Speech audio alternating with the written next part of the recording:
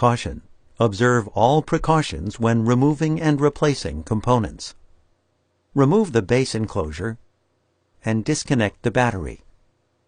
Note: there are two memory slots. The removal and replacement process is the same for both slots. Push both arms outward simultaneously to release the memory board to the spring tension position. Caution: when handling a memory board, use care to prevent touching the memory chips on the board. Touching the memory chips could damage or destroy the memory. Grasp the memory board by the edges and pull gently to remove it. Place the memory board in a static dissipative bag.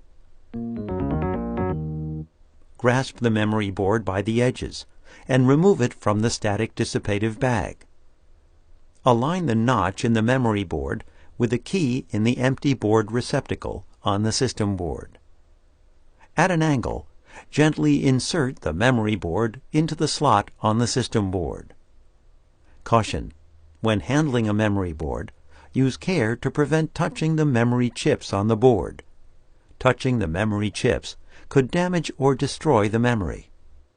Note: be sure to reconnect the battery.